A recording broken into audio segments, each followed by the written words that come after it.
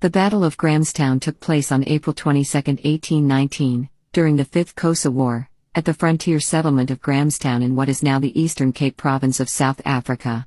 The confrontation involved the defense of the town by the British garrison, aided by a group of Khoikhoi marksmen, from an attack by a large force of attacking Xhosa warriors. Prelude. Following problems with cattle rustling in the area, the British commander Somerset ordered Xhosa chief Nkika to speak to other Xhosa chiefs and put an end to the cattle and horse theft. But Nkika had no real power over the other chiefs. Somerset offered military support to the Xhosa chief Nkika in his efforts to curb the cattle theft. When Nkika was attacked and defeated at Amaland by rival chief Nlum in 1818, the British gave instruction to Lieutenant Colonel Brereton to proceed to Nkika's assistance with a combined force of burghers and soldiers. In December 1818, Colonel Brereton crossed the Fish River, and after joining forces with Nkika's adherents, attacked Nlum. Instead of retaliating, Nlum's warriors retreated into dense bush, which afforded them shelter.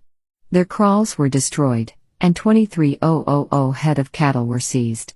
The British commander withdrew his army before Nlum was thoroughly defeated, and on reaching Grahamstown the burghers were disbanded and permitted to return to their homes. By 1819, the frontier settlement of Grahamstown had been in existence for 7 years. It consisted of about 30 buildings, including a military barracks. Apart from a few hundred civilians, there were about 350 soldiers from various regiments stationed in Grahamstown under the command of Lieutenant Colonel Thomas Wilshire.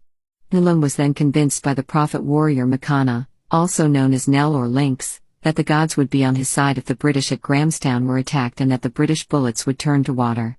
He therefore gave Makana his backing for an attack and sent a message to Lieutenant Colonel Thomas Wilshire, the British commander at Grahamstown, notifying him of his intentions.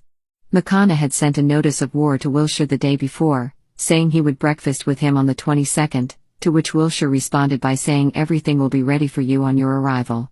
Xhosa attack. On April 22, 1819, Makana attacked Grahamstown in broad daylight with a force of at least 6,000 warriors predominantly armed only with spears. The Xhosa attacked in 3 divisions. The left division under Makana attacked the barracks on the edge of town whilst the other 2 divisions, under the command of Nushani and Kobe, attacked the town itself.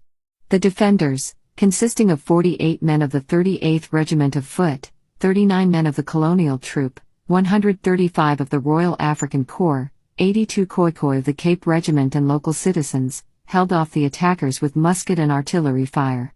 They were reinforced during the battle by the arrival of a group of some 130 Khoikhoi natives under the command of Jan Bozak. The main battle lasted about an hour. The Xhosa lost at least 1,000 men for the loss of only 3 British soldiers and retreated to the K River. One of the legendary stories of the conflict was that of soldier's wife Elizabeth Salt, who walked through the Xhosa ranks unharmed to smuggle in a keg of much-needed gunpowder. It is believed that she disguised ammunition as a child she was carrying, and the Xhosa warriors did not want to attack a woman and a child. Aftermath. After the battle, Wilshire hunted Makana down and 4 months later he surrendered. He was sent into imprisonment on Robben Island, from where he escaped with others in a boat on Christmas Day, 1819, only to drown in the process when the boat capsized. Makana had such an impact that his followers who were waiting for his return created a saying Xhosa Kuka Nel, which means waiting for the impossible in Icy Xhosa. A public lecture called Xhosa Kuka Nel / The Return of Makanda was held by Makana's descendants, celebrating his role in the struggle for land. The municipality under which Grahamstown falls is now known as Makana Local Municipality. As a result of the battle, the territory between the Great Fish River and the Kiskama River was added to the colony, and Wilshire built upon it.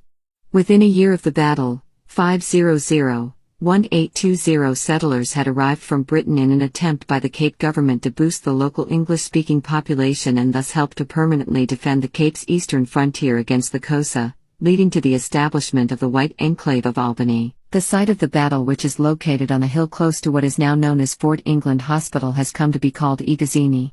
The area has also grown into a low-income township. The Igazini Memorial, erected to honor the fallen Xhosa warriors, was unveiled by the Department of Arts and Culture in 2001, and consists of a raised toposcope on the far corner of the original battle site. The battlefield site is used as an informal playing field, and the toposcope is now in a state of poor repair. A newer part of the memorial was added in 2015, and is within a fenced-off area to the west of the battlefield. This area houses a number of mosaic pillars by local artists, each commemorating some aspect of the history of Igazini/Battle of Grahamstown and the surrounding areas. There's also a mosaic toposcope pointing towards some of the key places in early Grahamstown/Irene's history. Most of the artwork was developed by the Igazini Outreach Project. Elizabeth Salt is immortalized on a monument at the 1820 Settlers Monument in Grahamstown. Fort Wilshire was erected on the Kiskama River by the British military during the Fifth Frontier War and named after Colonel T. Wilshire. During the 1830s it served as a marketplace for trade. It was also Sir Benjamin Durbin's base of operations during the Sixth Frontier War.